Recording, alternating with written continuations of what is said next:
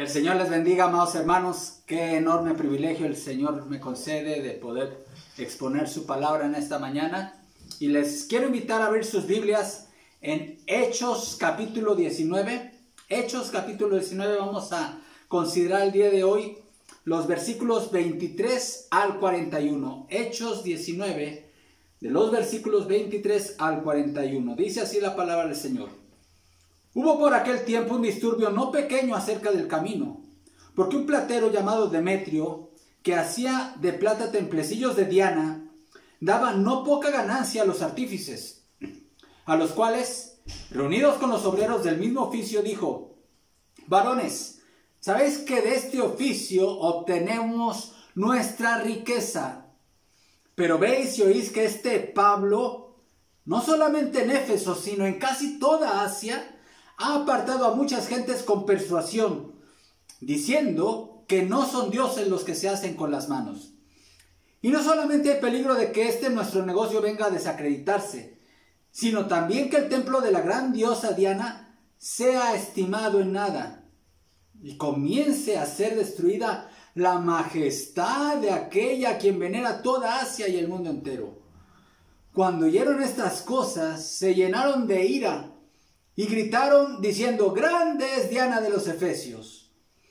Y la ciudad se llenó de confusión, y aún se alzaron al teatro arrebatando a Gayo y Aristarco, macedonios, compañeros de Pablo. Y queriendo Pablo salir al pueblo, los discípulos no le dejaron. También algunas de las autoridades de Asia, que eran sus amigos, le enviaron recado rogándole que no se presentase en el teatro. Unos pues gritaban una cosa y otros otra, porque la concurrencia estaba confusa, y los más no sabían por qué se habían reunido. Y sacaron de entre la multitud a Alejandro, empujándole los judíos.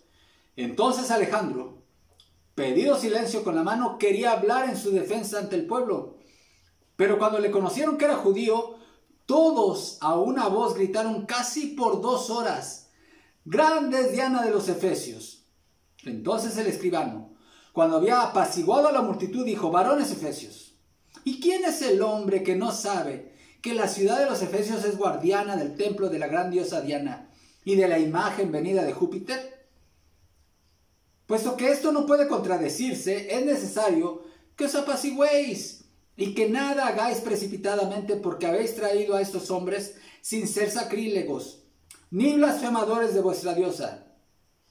Que si Demetrio y los artífices que están con él tienen pleito contra alguno, audiencias se conceden y procónsules hay. Acúsense los unos a los otros.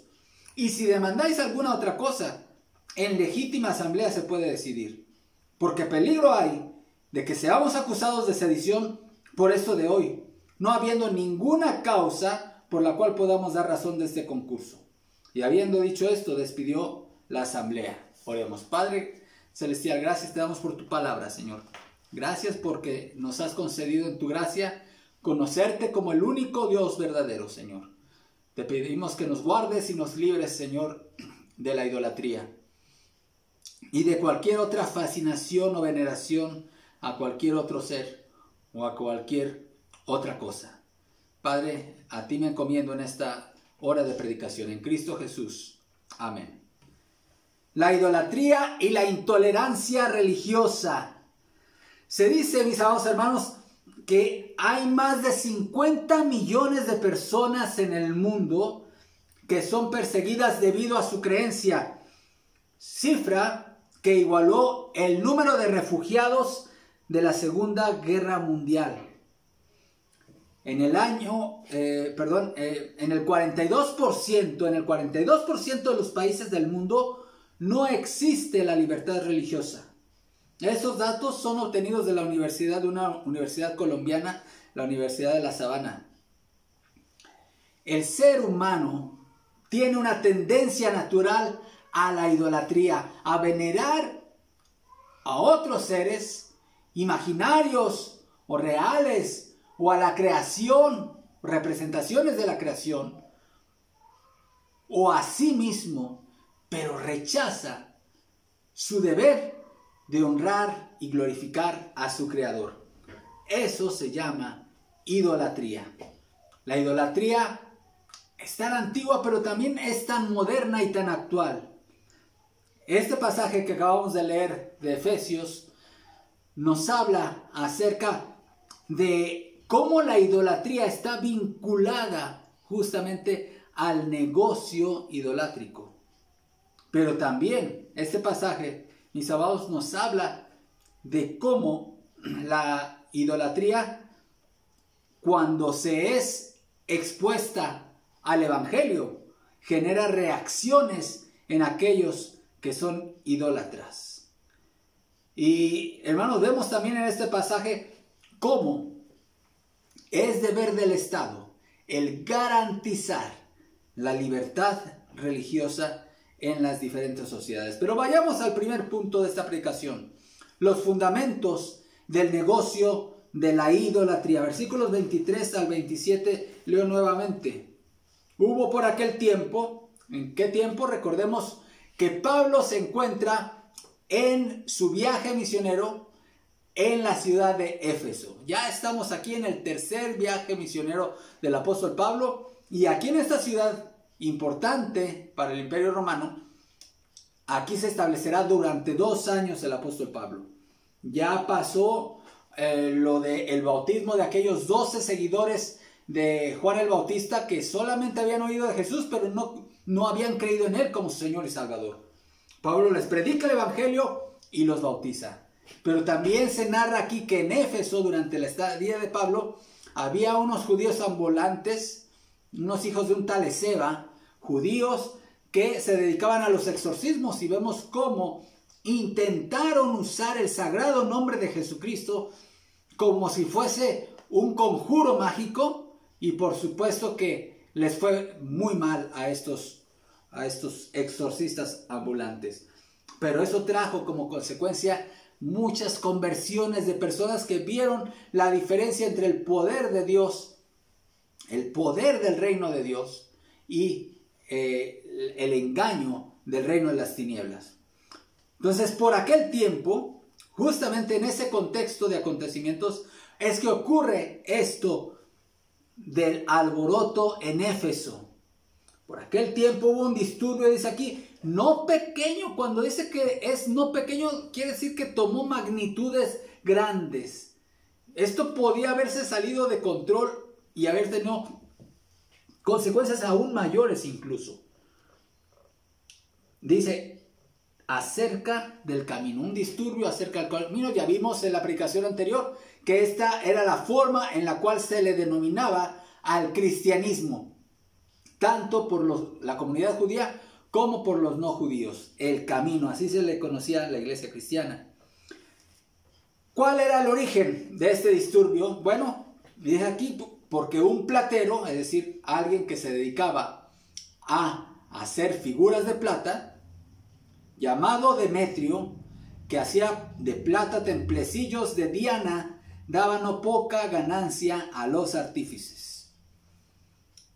A los cuales, reunidos con los obreros del mismo oficio, es decir, ahí estaba con el sindicato de trabajadores de la industria de la plata, o de la industria de los templecillos de Diana.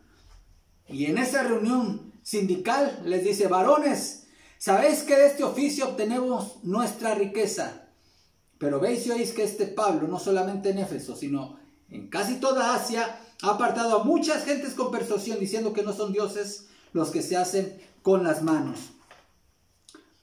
¿Qué era esta devoción, este culto a Diana? Bueno, aquí se le llama Diana, que es el nombre romano de una deidad griega.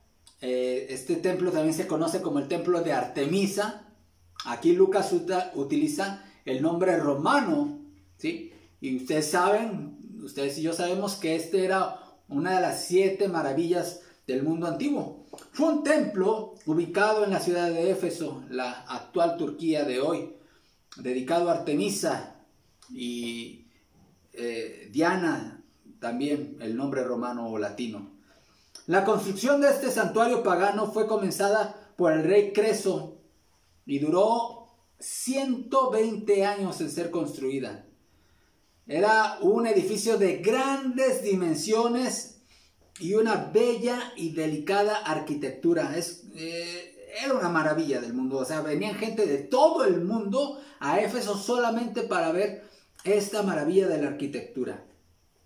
De hecho, aquel que elaboró la famosa lista de las 7 maravillas del mundo, Antípatro de Sidón, dijo lo siguiente acerca de este templo. He posado mis ojos sobre la muralla de la dulce Babilonia, que es una calzada para carruajes, y la estatua de Zeus, de los Alfeos, y los jardines colgantes, y el coloso del sol, y la enorme obra de las altas pirámides, y la vasta tumba del mausoleo. Pero cuando vi la casa de Artemisa, allí, encaramada en las nubes, esos otros mármoles perdieron su brillo, y dije, aparte desde el Olimpo, el sol nunca pareció jamás tan grande.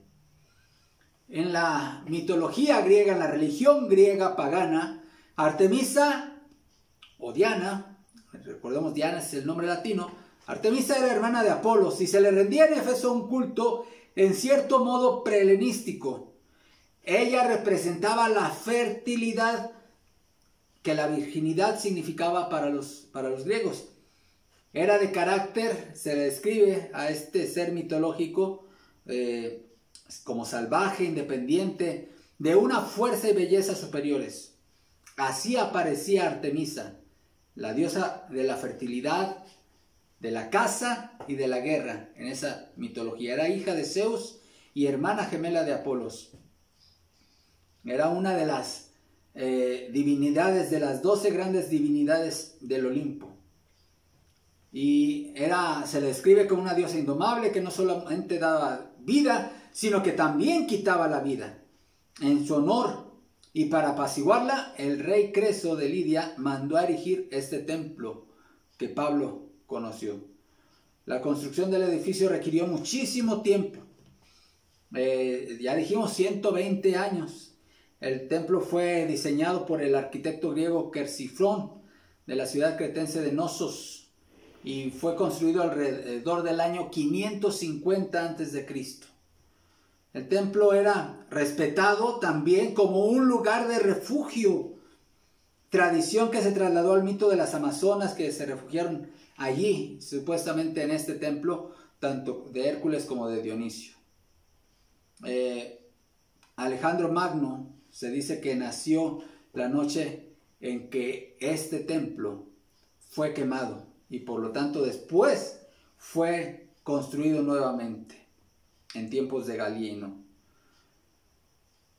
Así que alrededor de este templo pagano, suntuoso templo pagano, se había construido también un negocio bastante lucrativo de constructores o artífices de réplicas del templo. El templo contenía también una estatua muy grande que decía, como ya vimos en el relato bíblico, que decían que había descendido de Júpiter.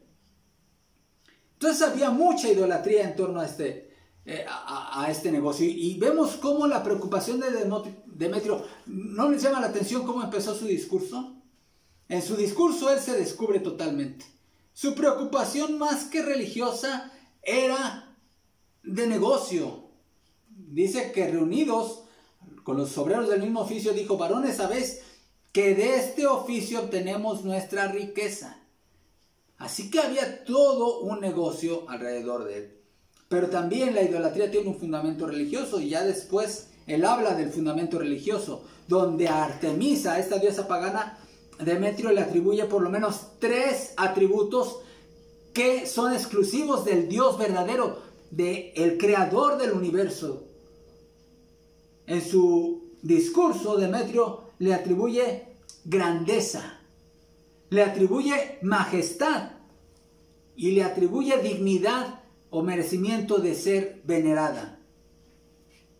Y ese fundamento religioso pagano era el fundamento para la idolatría de los efesios. Pero el evangelio estaba llegando con la predicación poderosa del apóstol Pablo.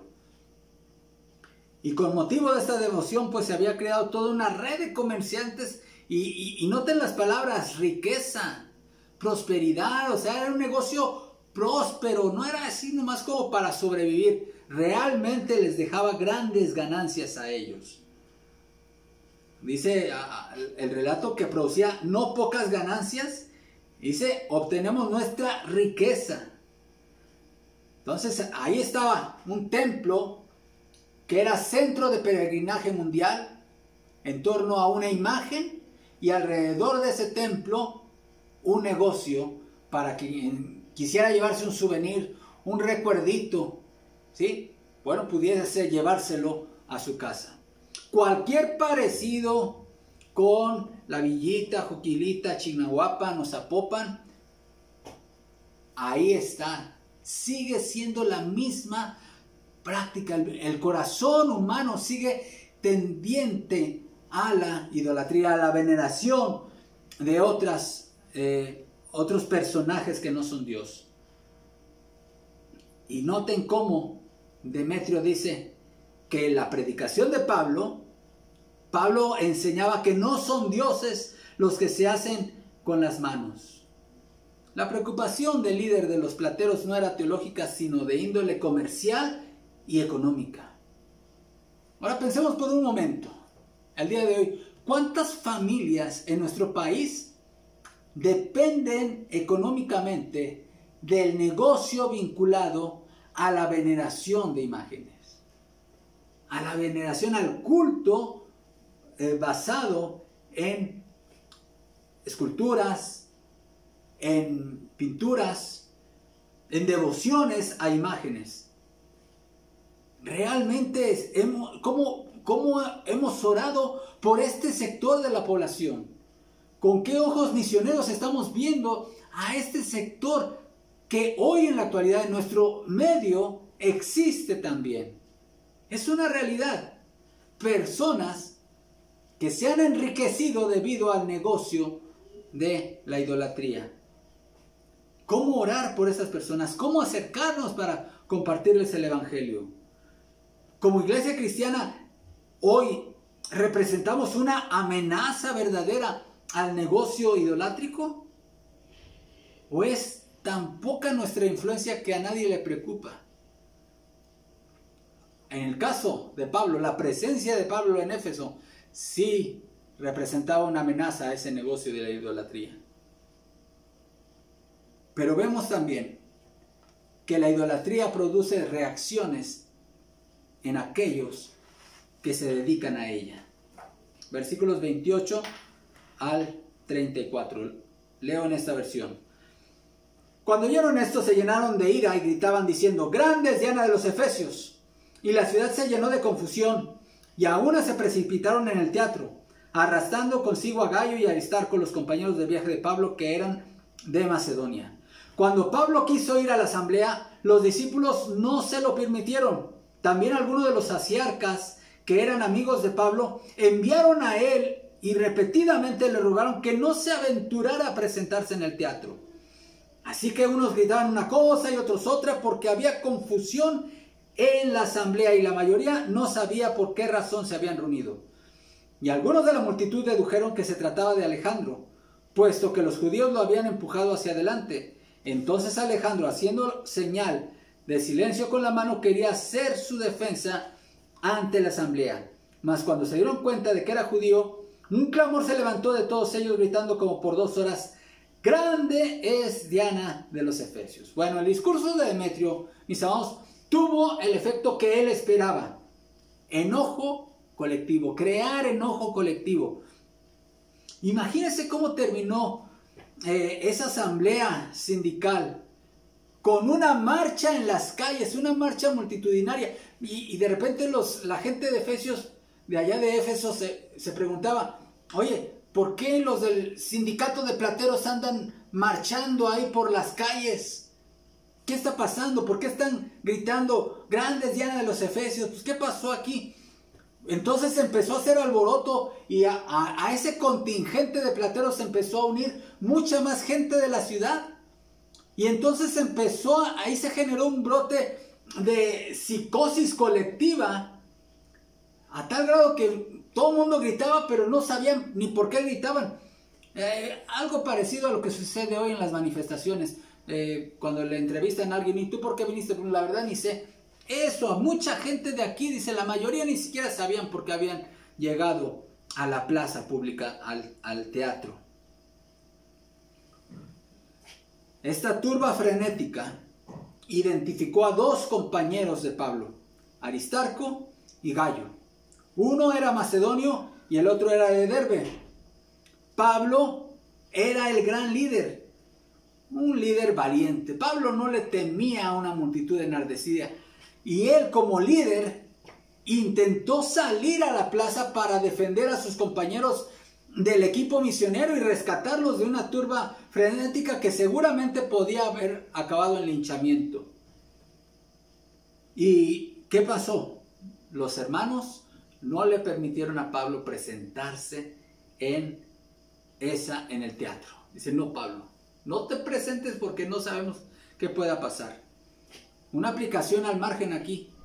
La iglesia debe proteger la integridad de sus ministros, porque muchas veces, amados hermanos, los ministros en nuestro fervor ministerial y con ese amor a la obra, muchas veces somos impulsivos y nos exponemos a peligros que no pensamos. Pablo estaba diciendo, quítense, yo voy a rescatar a mis compañeros de trabajo. ¿Y qué le dijeron los hermanos? No, Pablo, piénsalo bien, no te vayas. Bueno, ¿cómo estaría la situación que incluso los asiarcas? ¿Y qué eran los asiarcas, hermanos? Aquí la Reina Valera les llama de otra forma. Aquí se refiere a unos amigos de Pablo, a unos amigos de Pablo que le mandaron recado a él, diciendo, dice al versículo 31, también algunas de las autoridades de Asia que eran sus amigos. Bueno, esas autoridades a las que se refiere eran unos asiarcas. Los asiarcas eran miembros de las familias más nobles y acaudaladas de la provincia de Asia. Pablo tenía amistad con unos asiarcas que estaban ahí en Éfeso, que sabían del problema. Dice, y estaban unidos los asiarcas en una asociación que promovía el culto, note esto, el culto al emperador y a Roma. Cada año uno de los asiarcas era elegido por toda la provincia y otros adicionales eran elegidos por cada ciudad que tenía un templo en que se honraba al emperador. El título probablemente se llevaba de por vida por parte de los funcionarios de la asociación. Así que en la época de Pablo pudo haber habido una cantidad de asiarcas en Éfeso. Note, Pablo tenía amigos no cristianos, no creyentes, paganos, de hecho eran promotores del culto al emperador, pero que veían, conservaban la amistad con Pablo. Hasta ahorita no había una persecución a los cristianos por el motivo del culto al emperador. Todavía no se desataba como se desataría años más tarde. Y así que estos asiarcas, amigos de Pablo, le mandaron recado y le dijeron a los hermanos, por ningún motivo vayan a permitir que Pablo se presente en el teatro donde está esa multitud enardecida, esa turba que está enojada contra los cristianos y contra su mensaje. Era una multitud frenética. En este tiempo, en todo el imperio, la única religión monoteísta conocida y tolerada era la religión judía. Y el cristianismo hasta entonces era vista solamente como una secta o una parte del judaísmo. Una rama del judaísmo, pero finalmente parte del judaísmo. Y eso explica que la comunidad judía de Éfeso estaba preocupada por el ataque. Este ataque, esta turba se volviera en contra también de la comunidad judía que estaba asentada ahí. Por eso, esa es la razón por la cual ellos trataron de desmarcarse, es decir, los judíos de Éfeso trataron de desmarcarse, poner distancia con Pablo y con su mensaje. Eso explica lo que dicen los versículos 33 al 34. Y algunos de la multitud dedujeron que se trataba de Alejandro, puesto que los judíos lo habían empujado hacia adelante Entonces Alejandro, haciendo señal de silencio con la mano, quería hacer su defensa ante la asamblea.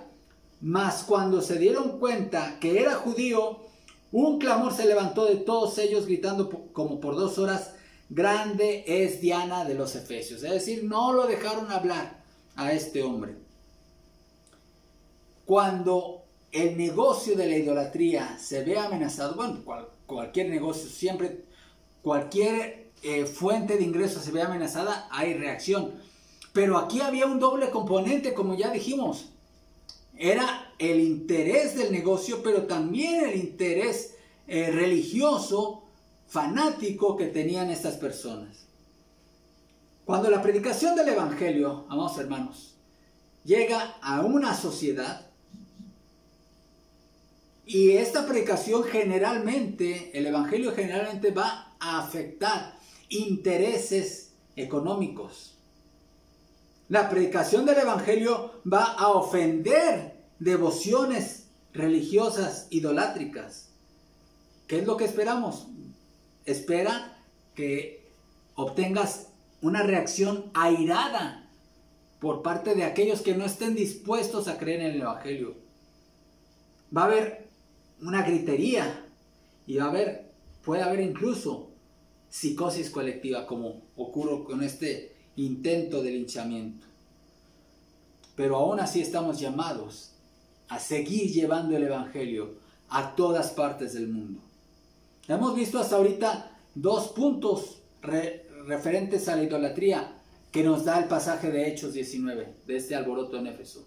En primer lugar, el fundamento del negocio idolátrico, el fundamento del interés, el amor al dinero, y también ese fanatismo, ese arraigo a la vida idolátrica. Y las reacciones, en segundo lugar, hemos visto la reacción de la gente idólatra cuando su devoción es amenazada. Pero para esto Dios estableció al Estado. El Estado es una institución creada por Dios en su gracia común para garantizar el bien común de la sociedad.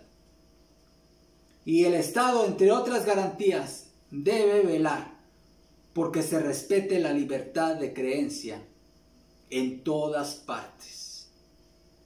La intolerancia religiosa es un mal que debe ser extirpado de todos los países y de todas las sociedades del mundo. Y en este pasaje, hermanos, vemos cómo el Estado muchas veces, en lugar de defender la libertad de creencia, la libertad religiosa, muchas veces es el principal opositor y violador de estas garantías. Dice el versículo 35, lo leo en esta nueva versión Nueva Biblia de las Américas. Entonces el secretario, después de calmar a la multitud, dijo: ciudadanos de Éfeso, ¿hay acaso algún hombre que no sepa que la ciudad de los Efesios es guardiana del templo de la gran Diana y de la imagen que descendió del cielo? Puesto que estos hechos son innegables, debéis guardar calma y no hacer nada precipitadamente, porque habéis traído a estos hombres que ni roban templos, ni blasfeman a nuestra diosa. Así pues, si Demetrio y los artífices que están con él tienen queja contra alguno, los tribunales están abiertos y los procónsules dispuestos. Presenten sus acusaciones unos contra otros. Pero si demandáis algo más que esto, se decidirá en asamblea legítima. Porque ciertamente corremos peligro de ser acusados de sedición en relación con lo acontecido hoy, ya que no existe causa justificada para esto, y por ello no podremos explicar este alboroto. Y habiendo dicho esto, despidió a la asamblea. ¿Quién era este personaje? Bueno, aquí en nuestra Biblia, hermanos, se le llama el escribano. Aquí se le llama el secretario. Los comentaristas afirman o señalan que bien pudiese tratarse de la autoridad local de la ciudad, lo que hoy se conocería como el presidente municipal. Entonces él finalmente logró calmar a la multitud y vemos en su discurso algunos principios que deben de ser analizados con cuidado a la luz del concepto bíblico de la relación entre la iglesia y el Estado. La Biblia enseña que debe existir una separación entre la iglesia y el Estado. El Estado y la iglesia caminan por dos caminos que nunca deben cruzarse porque persiguen objetivos distintos. El Estado no debe promover ninguna religión. El Estado, el gobierno, nunca debe promover ninguna religión, como sí lo estaba haciendo este funcionario en Éfeso, que hizo esta declaración. Dice, varones efesios, ¿y quién es el hombre que no sabe que la ciudad de los efesios es guardiana del templo de la gran diosa Diana y de la imagen venida de Júpiter? Está haciendo declaraciones teológicas.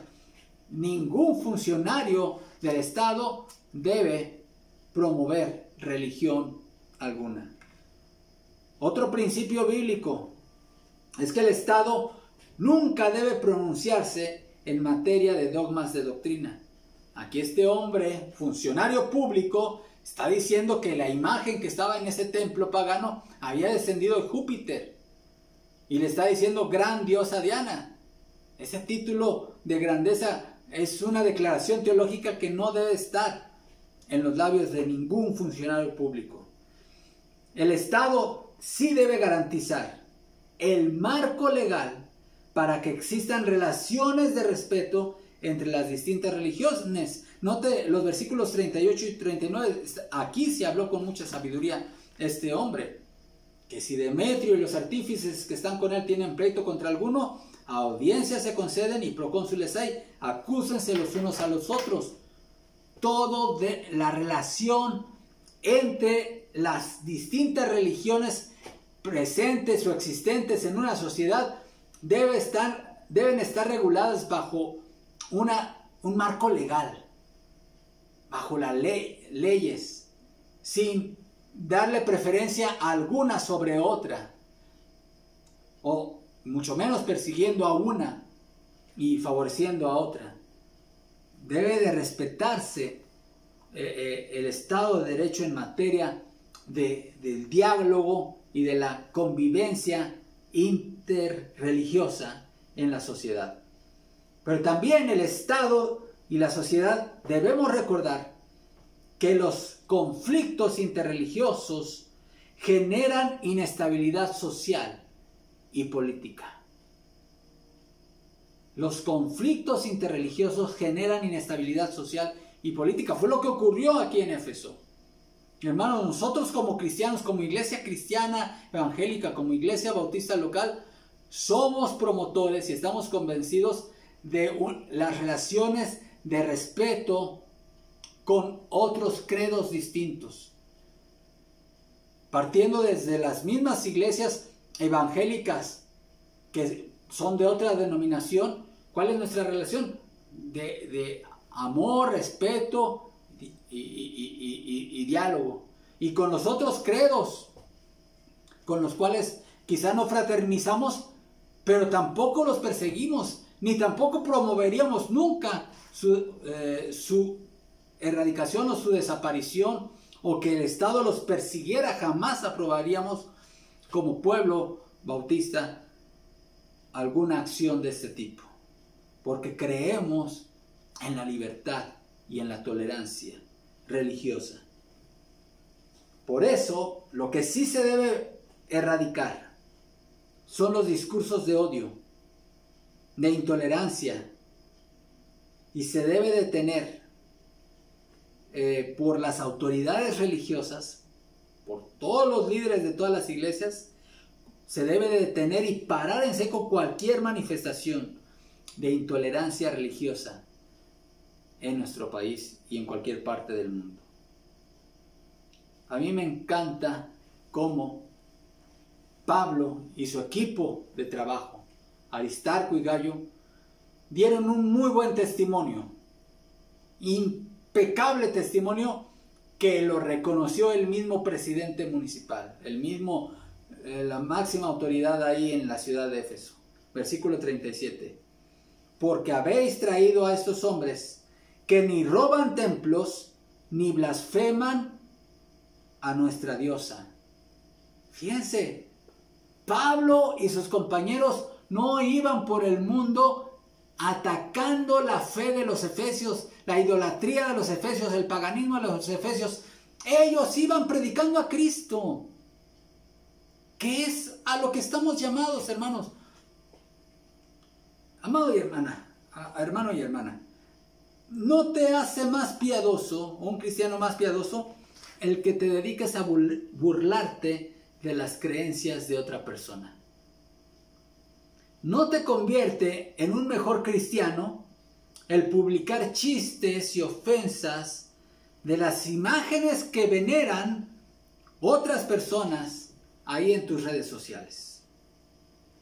Dios no te va a aplaudir ni a felicitar por fomentar el odio religioso. Atacar los símbolos religiosos de otras personas no es cumplir la gran comisión. El Señor no nos mandó a eso. Quiera Dios que los cristianos de hoy tengamos ese testimonio que tuvieron Pablo, Aristarco y Gayo. Estos hombres no son ni sacrílegos, es decir, ni robadores de templos, ¿sí?, ni blasfemadores u ofensores de nuestra diosa. Pero ahora pensemos en otra forma de idolatría, la del corazón. Esa a la cual podemos ser tentados tú y yo, que ya hemos nacido de nuevo, que ya somos de Cristo. El apóstol Juan termina su primera epístola diciendo: hijitos, guardaos de los ídolos. ¿Por qué escribir esta recomendación a un grupo de cristianos? ¿Puede un cristiano ser tentado a la idolatría? Bueno, piensa que cualquier devoción que tú tienes hacia alguien o hacia algo que compite con tu devoción a Dios, eso es idolatría. ¿Qué o quién es el dueño de tu amor? ¿Qué o quién es el dueño de tus pensamientos? ¿Qué o quién es el dueño de tu tiempo? ¿Qué o quién es el dueño de tu devoción? Si tu respuesta honesta no es Dios, entonces tú tienes un problema de idolatría. Ya sea idolatría al trabajo, ya sea idolatría al dinero, idolatría al placer o idolatría a ti mismo. Tú te has constituido tu propio Dios. Y dices: grande es, y di tu nombre de Puebla o de donde sea. Como hemos visto hoy, ser idólatra también cuesta dinero. ¿Cuánto dinero has invertido en tu ídolo? Ese ídolo de tu corazón. O mejor dicho, ¿cuánto dinero te ha quitado tu ídolo? ¿Cómo reaccionas cuando alguien te amonesta por tu ídolo? Cuando sientes que alguien se está metiendo con tu ídolo. ¿Con ira? ¿Con gritos? ¿Con defensa airada? Revisa tu corazón. Tu corazón, se ha dicho que el corazón humano es una fábrica de ídolos. Que el Señor guarde nuestra vida. Si tú has oído este mensaje y no has rendido nunca tu vida a Cristo, si tú no conoces el significado de la muerte de Cristo y su resurrección, si tú no tienes la certeza de que tus pecados han sido perdonados, quiero decirte que Cristo Jesús es el Hijo de Dios. Él vino al mundo a vivir la vida que tú y yo no podíamos vivir. y a morir la muerte que tú y yo no podíamos morir, y a experimentar la resurrección que tú y yo no podíamos experimentar. Todo lo hizo por amor, por su grande misericordia y por el gran amor con que nos amó. Dice la palabra de Dios que Dios muestra su amor para con nosotros en que siendo aún pecadores, Cristo murió por nosotros.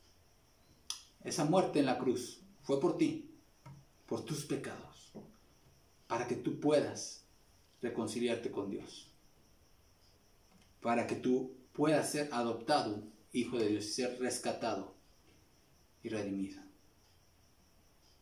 Ahora Cristo te manda a ti que te arrepientas y creas en su evangelio y que lo hagas hoy mismo. Este llamado, más que una invitación, es una demanda de autoridad. En otras palabras, Dios te ordena que creas en Cristo y en su evangelio, y que le des la espalda y renuncies a esa vida de alejamiento de Dios y de pecado. Ven a Cristo hoy, entrégale a Él tu vida. Oremos. Padre, gracias te damos porque tu palabra ha llegado hasta nosotros. Tu evangelio, Señor, llegó a nuestro corazón, y gracias te damos porque hemos creído en ti. Señor, hay mucha gente todavía bajo el engaño de la idolatría, y mucha gente sumida también, entregada al lucrativo negocio de la misma. Te rogamos, Padre, que tú toques los corazones de las personas. Queremos pedirte en esta mañana también por aquellos países en donde no existe la libertad de creencia. Te suplicamos, Padre, que tú permitas que cese la intolerancia religiosa y que tú crees condiciones más favorables para que tu evangelio se siga predicando y creyendo en el mundo. Señor, salva las almas, exalta a Cristo, que tu palabra corra y sea glorificada. Es nuestra oración, en Cristo Jesús oramos. Amén. Que el Señor les bendiga, hermanos.